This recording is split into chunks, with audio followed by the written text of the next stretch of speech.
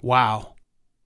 I want to say thank you so much for all the support and listening to the show, because we are on episode number 150. The greatest gift I truly do feel to humankind is your testimony, your story. So whoever you are out there, when people don't know your come from, you just become a person. Welcome to the Be Real Show with Travis Too Tall and Huff, where we talk about life, dreams, social media, and business.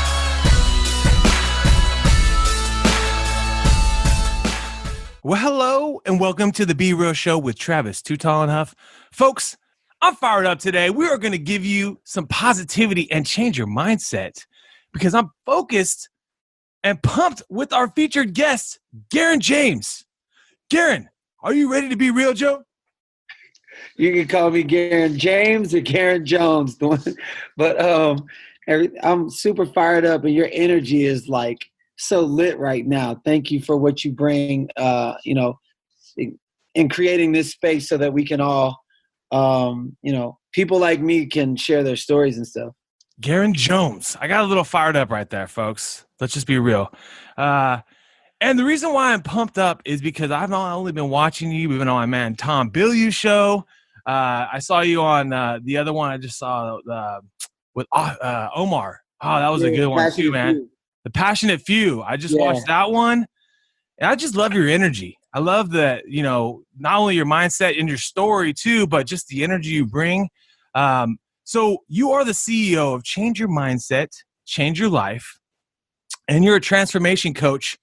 But, I mean, maybe that doesn't give our listeners a little more about you. But are you ready to be real, my man, today? I'm absolutely ready to be real. And that's just a title that you throw out there. It's so much more. I'm like million things for a million different people. We put that out there. It's like underneath the ant bed, you see the whole colony. Got you. And it's really focused on your mind, body, and spirit. Absolutely.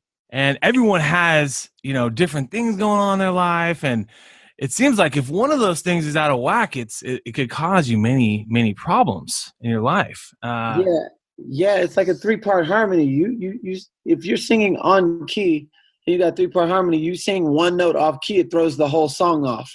Or a 3-legged stool, you knock one over, it tips the whole stool over. So when we have our mind, body, and spirit, one of those things are out. Like it's almost like you're living off track.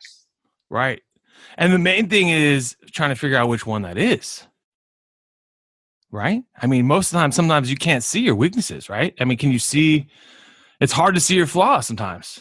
Nah, it's not. You can't change what you're not aware of. And that's why they always say, those who seek shall find. And everything that you learn is only reminding you of what your soul already knows. So it's just, it's like you're remembering yourself, and we forget we're born into love. We're born into joy, which is our natural state. And then we start learning. You learn racism. You learn insecurities. You learn poverty. You like learn these things and then start taking on their behaviors.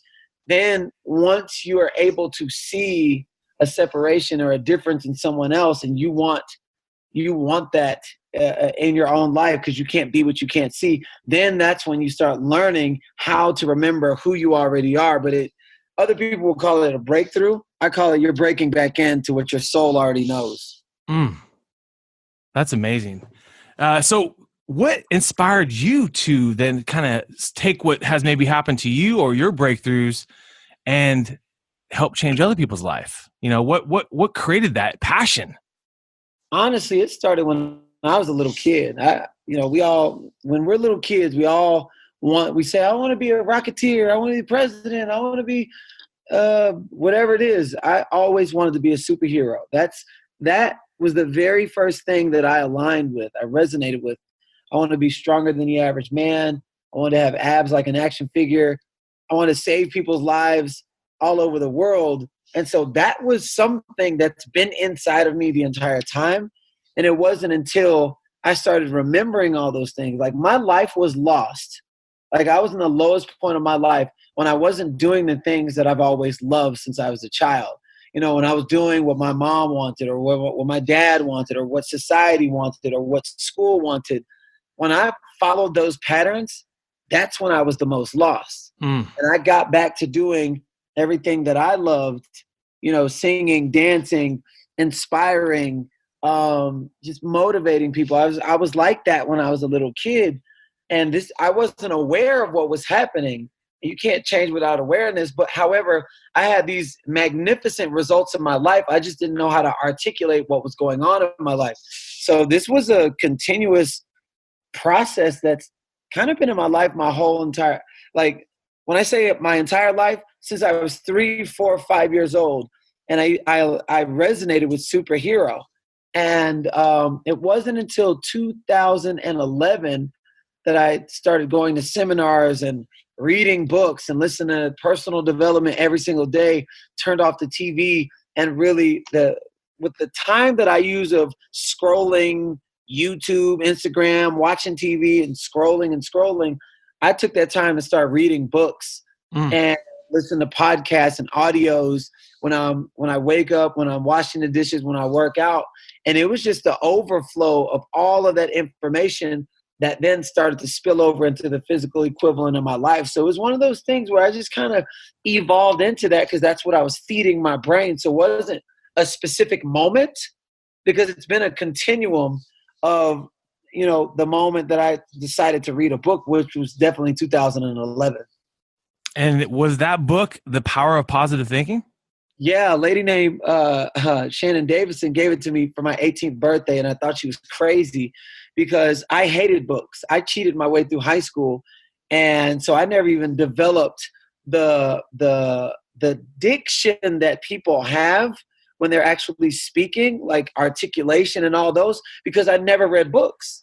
So, just growing up with a speaking impediment only because I never sounded out vowels my entire life was huge for me. She gave me a book and I was just like, why, and so I would get really flustered when I would hear people speak with passion, articulate their words, and just have a desire for something, and I would clam up in my shell and I wouldn't talk at all because I couldn't do that.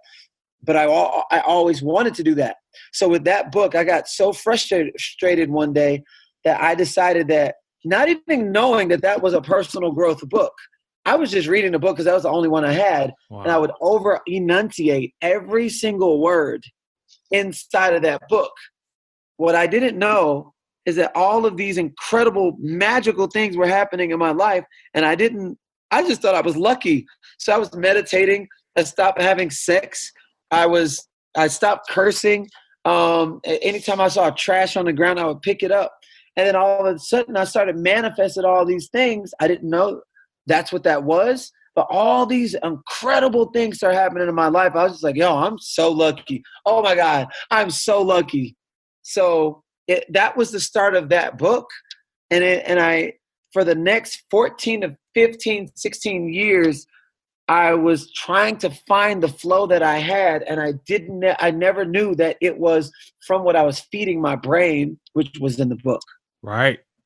And I saw in the interview, you've now read that book like 300 plus times. Is that correct? 328 times between the paperback and audiobook. Wow. So those that are saying, oh, I just read it. I read that book. Sometimes you need to reread, right? To really soak it in. Yeah. And that's the biggest thing, man. But, a lot of people, they commit it to, and they don't know any better. So you can't, you can't change without awareness. So it's like you commit it and you hear all these, you can quote the scriptures, you can recite the quotes. But if your life doesn't look like the information that's stored in your brain, it's not the fact that you read the book. It's the fact that the issue is the application. It's like the separation between me and somebody else who reads a book. I don't leave a book until I get incredible results. So I live the book. I embody the book. I become the principles that's in the book to my characteristics. People are like, wow, man, you're so positive. Yes, because I read the book 300 times. Right. So I don't leave a book until I do that. And it's just a symbolism of what's going on inside of me. And it's just everything that you learn is it's a reminder of what's already inside of you. And the thing about books too is not every book you're going to read 300 times, right? I mean, it's just a No, reality. absolutely not. It's whatever it is that you can resonate with. It may not even have to be a book. It can be meditation. It can be silence. It can be a book. It can be the Bible.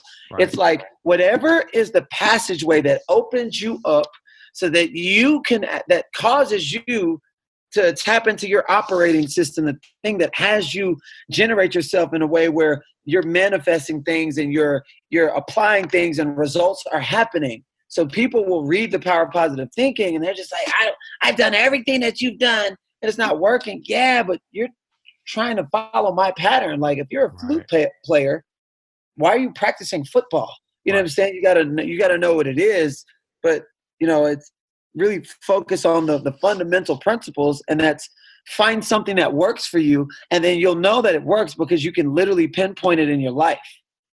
You just feel it, right? You just kind of felt like that's just all aligned. Yeah, feeling is the secret. So true. I think a lot of times people go away from that. I was reading the law of attraction about how our inner beings are, we draw everything that we want to us, bad or good. And so if you think about not wanting something, you're actually drawing that to yourself. It's really amazing. Absolutely. Even if you don't want it. Yeah. Yeah. The power of not wanting something is going to bring that to you, Absolutely. It's truly amazing. So then on your journey and the people that you like to work with, who do you tend to work with when you're helping transform? Is it a lot of different types of, honestly, man, everything that I do, every single thing that I do, is based off of attraction. Mm-hmm. I follow the laws of how nature works. Nature's not forcing itself. There's just this natural flow that when you look at anything, when you look at birds, you look at alligators, you look at how babies are born, you look at farmers, you look at, the wind, the air, the ocean. There's a subtleness to it, and it's always moving, and there's a subtleness, but it never stops. There's always a flow, even when your hair is growing. So that's my teacher, nature. Even when it comes to the calmness of my breath when I'm breathing, everything, I do my best to pattern it after nature.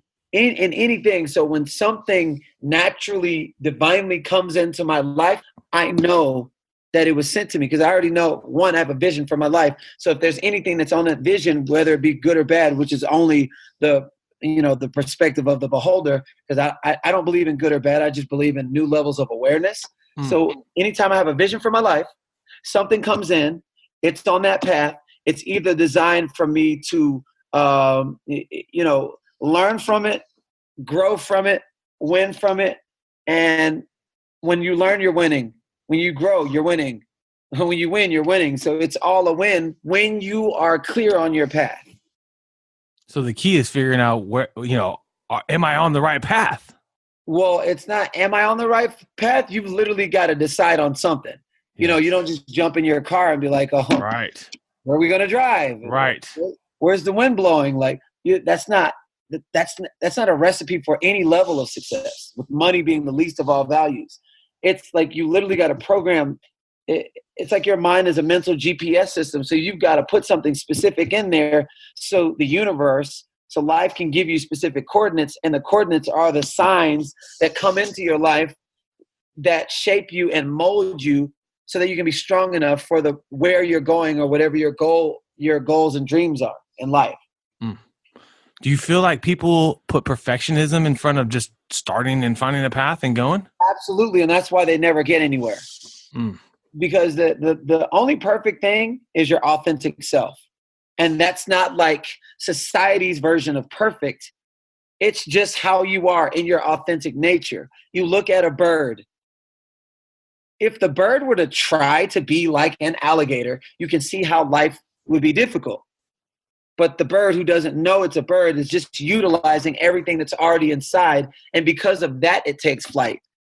The trees, they grow as high as they possibly can. It doesn't know it's a tree.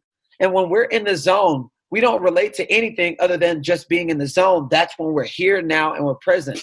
So somebody who's trying to be perfect, they're basing themselves off of a distorted form of perfectionism because it's somebody else's pattern. It's like a bird trying to be an alligator. Mm-hmm. And you, everyone out there, the bird is not the alligator. The bird is the bird. So you are you, and there's no one else like you. So just start flying. Yeah, but it's like we get these things inside. We get these intuitions, and if you're like focused on everyone else, you completely go past, the sign. Like you say a prayer one day, and then all of a sudden you come to the stoplight, and somebody's walking down the street with the answer to the prayer, and then most people be like, "Oh man, I just thought about this." And then you keep driving past, not even realizing that sign was meant for you. Yeah. And then you turn on the radio 2 minutes later, and it's the same message. And you switch the station, and it's the same message. Basically, that is trying to tell you something. So we have signs and things that are trying to tell us things every day, all day long. It's just if we choose to listen to it or not. Right. Yeah, I think so many people are stuck on their dang cell phones. And you look around, I mean, people are just glued to these things, man. Notifications. And I run a social media business, so I understand, but it's like, man, get off the phone for a minute. So yeah, 100%, bro. I mean, it's just you have to at some point, be present. Like you talked about being in nature. It's like sometimes you're like, I was like in Hawaii this last week, and people are sitting on their dang phones and like, look up. It's amazing how people. We all obviously, count on our phones, but there's a certain point to just being present in life. I think, it's hard for everyone. I think it's not easy. Yeah, no, it's not easy, especially when, just from the people that I've, come in contact with. If you don't really like your life, if you're doing things that you don't love, that doesn't, you know what I'm saying? A lot of times people do things that they don't love, or they're doing things or looking at reality TV shows or scrolling to keep their minds off the life that they're not happy with. Right. But you don't often see people who are doing what they love, work at a job that they love, in relationships that they love. Their houses is, painted the color of what you love and being surrounded by things that you love. You don't see them like that. Yeah. Because they're so being stimulated by their environment inside and outside. You only see people that are caught up in everybody else's life and caught up in all these other things.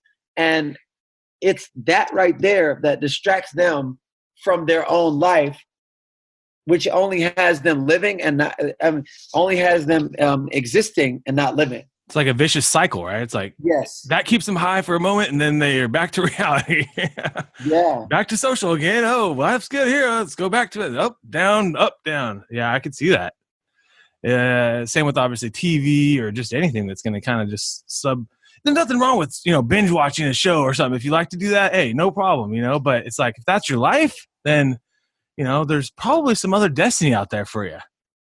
Yeah, and I've been there before, so I know exactly what that is. It was interesting because all I used to do was watch the Discovery Channel, and I was like, and I just watch it over and over. But it was like a sickening watch. Like I would miss meetings and auditions. It's like, I know, I just got to watch them. This animal, kill this animal. Right. Man, when I gave up TV, and the average statistic for a household members to watch TV is 3 to 4 hours. Right. So now times 4 hours times 365 days. I times that for 5 years, 10 years, or your entire life of watching TV that much. When I gave up TV, that's 4 extra hours a day. Yep. The time that it took while I gave up TV, everything that I gained, I actually applied that towards reading books. I applied that towards going to seminars. I applied that towards, getting mentors and surrounding myself around different environments. So now I travel around the world, and I'm literally in person in places that I once watched on TV while I was just playing small in life. Right. Yeah, I mean, you're just now fully present with what was meant for you. Yeah, I mean, that's the aim. That's the aim. And then whenever I check out, I can always quickly do a self-evaluation, and it always narrows down to distraction. Yep. What's distracting you? Anything will distract me. Somebody will cut me off in the road, and briefly, I go to some old habits and some old thoughts, and I have to check myself. It's like being in a relationship that you don't want to be in, and really want to be in. That's happened to me actually recently. Yeah. Just it's little subtle things like that. Yep. And so now it's to the point where now my focus is every day checking in. Is this what I really want to do? What am I up to today? Just really asking myself those questions. And if it's not, I won't do it. That's awesome. Well, we're grateful to have you on the show, Garrain, because, man, I just love your passion. I think that more of our world needs more people like yourself. I mean, in this world of craziness and negativity and headlines, I mean, you just bring the real energy that we're all capable. We really are. But now, my man, Garrain, we're about to take you to the top 10 where you can share some of your favorite things. Let's get into it right now. Apple or Android? Apple all day. Apple. Netflix or Disney? I know you don't watch TV. So. Neither, but if I were to choose, I would say Disney. Disney. Instagram or Twitter? Instagram. Chicken or steak? Neither. You're vegetarian. Is that correct? No, I'm Garrain. I just choose to eat fish. Oh, okay. Nice. I like that. What's your favorite fish then? Salmon all day. Ooh, I like that. Laptop or iPhone? iPhone. Spotify or Pandora? Spotify. Nice. Movies or video games? Probably neither. It would definitely be movies. Reading or listening to books? Ooh, now that one is tough. Because they're different, right? Well, anytime I read a book, I'm always doing the audio and the paperback at the same time. Can you choose both, or do you can only choose one? I say both, man. Why not? Both. It's that one's a both for me. That's critical too, because I think you get stuff from the listening too, because they read it a little bit different. Absolutely, because when I listen, I have a mentor. When I'm reading in my own voice. So it's good point. At the same time. Good point. I like that. I haven't heard anyone say that. A guy like that. Stocks or crypto? Stocks. I know you're big into real estate too, right? Yeah, real estate development. I love real estate development. And that's the thing. I could have done real estate, but just as a transformation, you can see my love for transforming things. So real estate development makes sense because developing homes into something much better is exactly what I do with people. And so that's why it had to make sense for what I'm aligned to. I love seeing things go from point A to point B. And bringing that vision to light, bringing something like you said that was an ugly penny and now it's a dime. Now it's a beautiful dime on the corner. Yeah. Last question, oceans or lakes? Oceans. Nice. So in the morning, Garrain, why do you love being you when you wake up? If there was an answer for that, because there's the only me in the world. There's only you. And if I didn't love being me, then why am I even here? Self-love, baby. Yeah. I think that's the start to a lot of things, right? Yeah. I think that's why you're you. That's why you've made such a big stage for yourself, because you have self-love. Yeah. Here's what's crazy. This is how I learned self-love. When I was in, in my past, I was greed for money, pride and ego. I got busted for smuggling drugs, 6.2 kilos of heroin in another country. And I spent 2.5 years in a French prison. I wrote over 200 letters and only 4 people wrote me back. And that was it was the hardest time that I'd ever had to experience, because I kept saying to myself, nobody loves me. Nobody loves me. Nobody loves me. That's when I realized that no one was going to come save me. And that's when I realized then that I needed to save myself. And that's how I learned how to love myself. And that's when you got into reading a lot too, right? Yeah. I read over 275 books while I didn't know what I was reading. I just needed to do something to keep me off my to keep that time off my mind. However, everything that I learned in there is things that I apply right now in life. And people are like, oh my God, you're the most patient person ever. Yeah, that's because nobody was coming to save me. So I learned patience. Right. You just like, wow, you just adapt to everything. Yeah, when you're in a French prison and nobody speaks English, right, you adapt and learn how to be around the environment just because that's all that I saw around me. And that really helped, obviously, make your story even more real to people, right? Yeah. To your newest team member, to your, the people you got to hire, from the people you got to hire to the people you work with. I mean, the fact that they get to work with you and that's part of your story, it makes it even more real. I tell you, man, that's one thing that I wish humanity would get. So many people are afraid to share their real stories, but I don't blame them, though, because we're taught not to share stuff like that, and not to, especially as a man. It's like, real men don't cry. You don't. Right. You're raised a certain way, but as people, it's a lot of people's past is very shameful. Right. And what I realized during this journey is that every time I shared a piece of me, like that nobody talks about and was vulnerable, there was about 100,000 people attached to that now saw what was possible. Right. And so we look at, as society, look at running, jumping, singing, dancing as all these gifts. The greatest gift I truly do feel to humankind is your testimony, your story, who you are. Like, we don't know Superman. We don't know, like, no one would follow Superman if you didn't know how he got his powers. So whoever you are out there, when people don't know your come from, you just become a person. Like, that's like Superman in tights. Like, it makes no sense. But we know how he got his powers. You know how Garrain got his powers because I've been documenting my journey for years. Right. And it makes it much easier to live, too, when you know that you can just be true to your story. The greatest gift that you can give to the world is you and your authentic nature. There's that word nature again. How do you typically like to start your day? I have this thing that I developed called the Power Hour. I call it the Panda Power Hour. Oh, I saw that on your Instagram. Yeah, I saw that. Yeah, so it actually starts at night. I put a list of things on a just like a little notepad, and it can be anything. What's on there is irrelevant. It's just whatever. It's tailored to my mind, my body, my spirit, because I just want to just have that culmination that allows me to be aligned.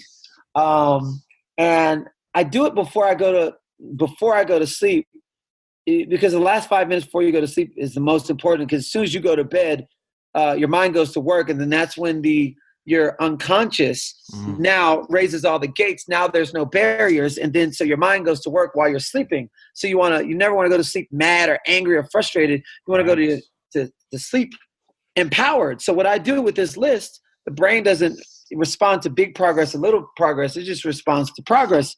And so what I want to do is to create this power.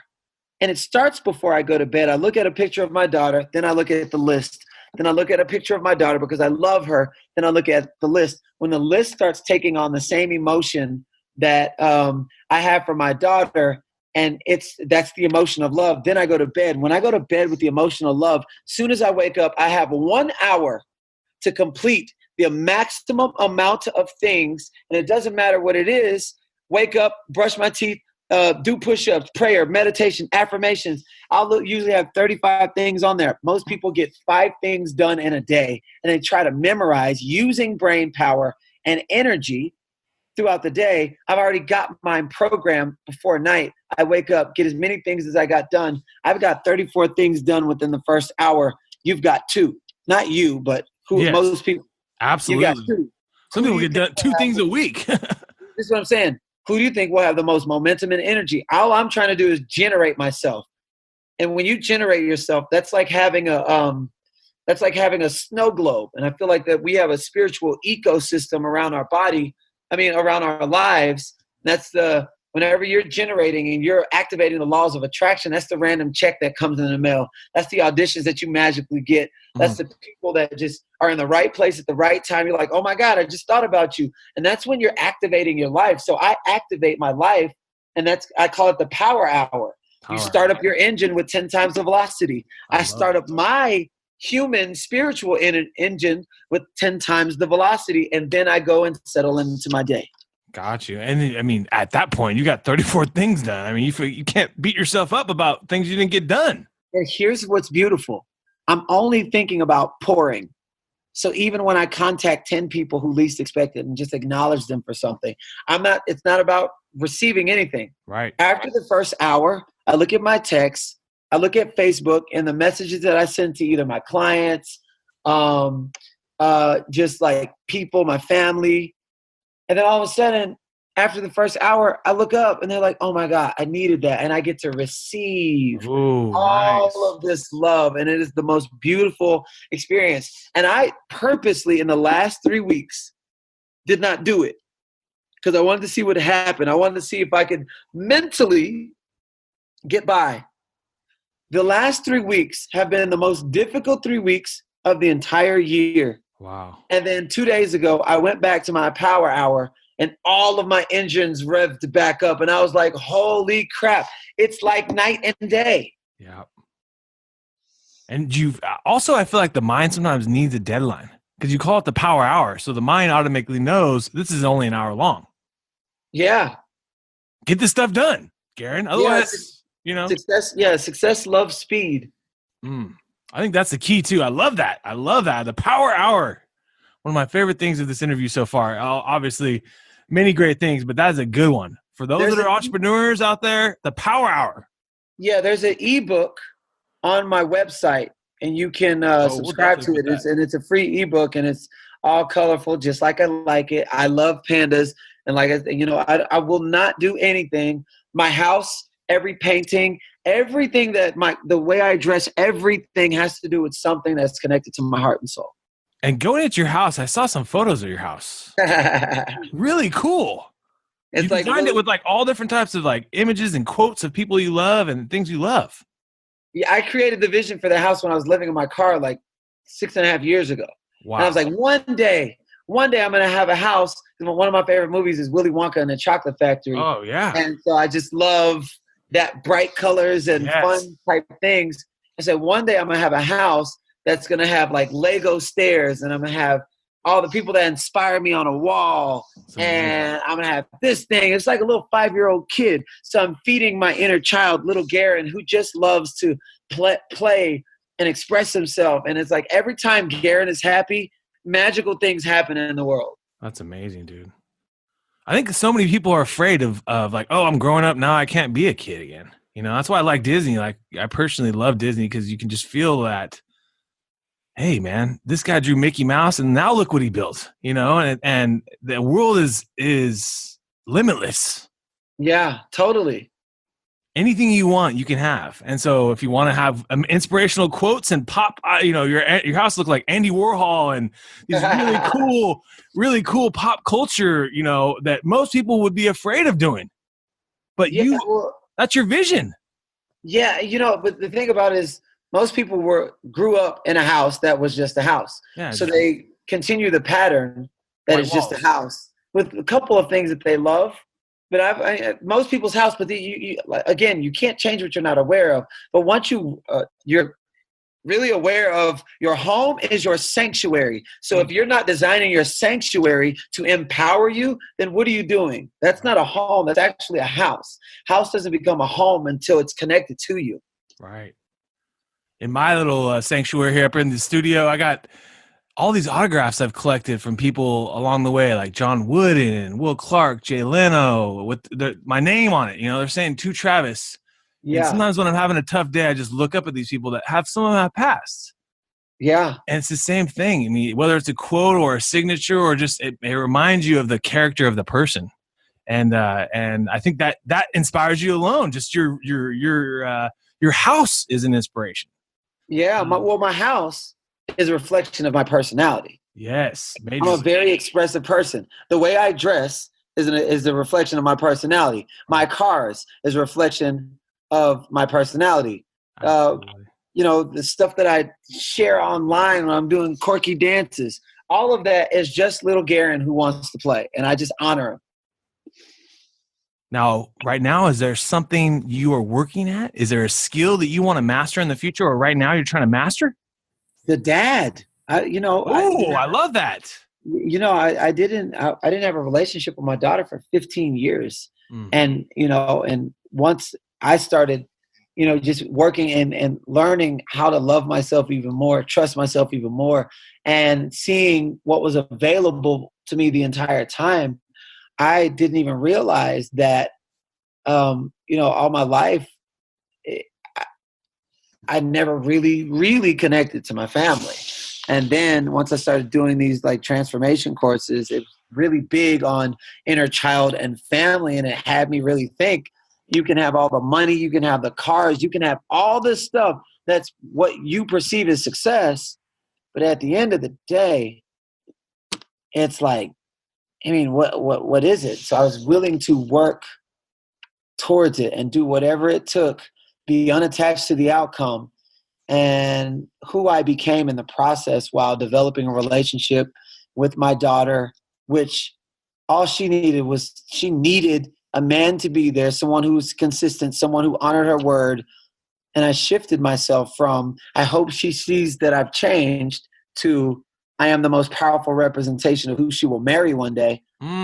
What I didn't realize is that who I shifted in becoming this excellent father, I'm honoring that and standing that in power and in my power.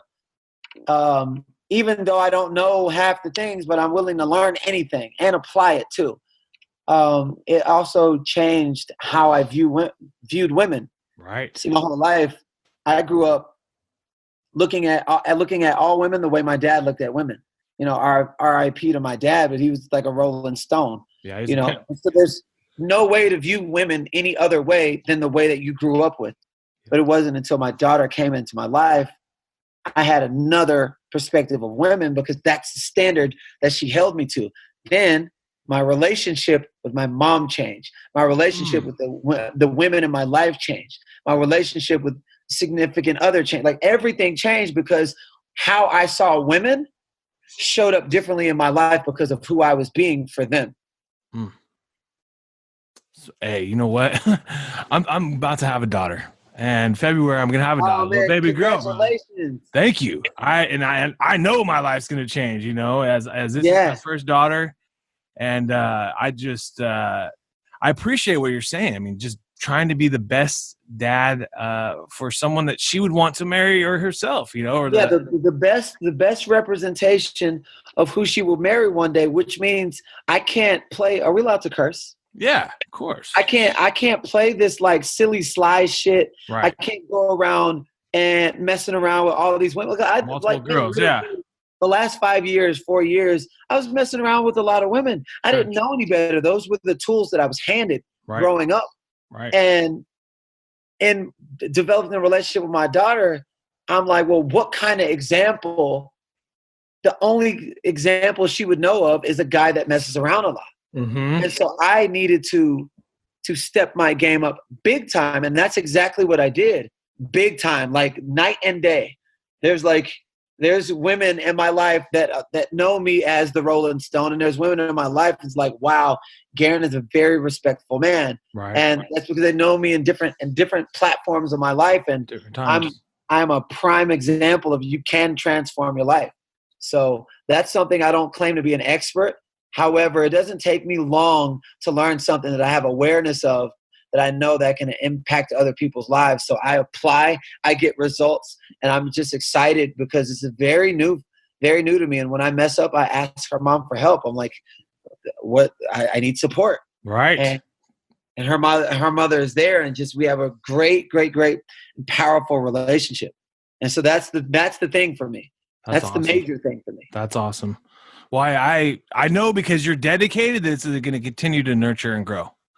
You know, like anything. I think today I'm 36 years old. I have a stronger relationship with my father than I ever have. And at times I didn't know if we were ever going to have a relationship, because when your parents get divorced, things change. Your mom says stuff about your dad. You know how it is. And Yeah, at for the end of sure. the day, I mean, now, you know, it's strong, you know? And so the best part about life is, you know, you're in your 30s and, you know, say you're in your 60s and she's in her 30s or whatever the age is, you know, and, you know, she's going to be your biggest companion and friend, you know, especially if you think of it long term, as they grow up and get through high school and college and all that. I mean, now I'm a grown man, but I mean, I love my pops, you know, and I do anything for him and walk, you know, we go on little walks together, and I learn little tidbits about his life and what makes him happy, and things maybe you don't get unless you're just really present with the person, I think. 100%, man. And it's awesome that you can truly appreciate that about your dad, man. And just me coming into this fatherhood and like really, really being there and being a stand for that type of character. You know, even last night, it was monumental for me. You know, my daughter, she didn't make the grade that she wanted on her SATs, like, and she started crying, and she spent the night over at my house, and her mom wasn't there, and she just laid in my lap, and I got to really have a heart-to-heart conversation with her. And that was probably one of the most monumental things in my life. I've never experienced it, but I just knew that it was time to, you know, for us to have a focused conversation, Right. and just like really empower her. And then, you know, when I carried her all the way up the stairs and put her in her bed. Oh, And she said, "Thank you for talking to me," right before she went to sleep. And I was like, oh, my heart just melted. absolutely.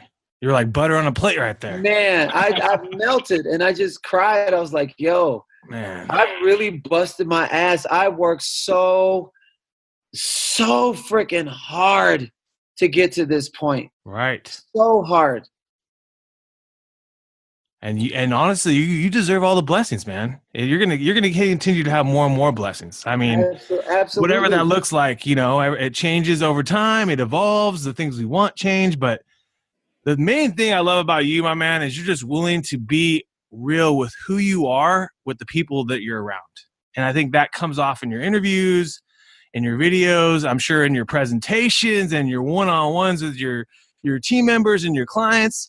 But I have one last question for you, my man, because we're about to wrap up here. Tonight for dinner, be real, you could sit down with anyone in the world. Who would it be?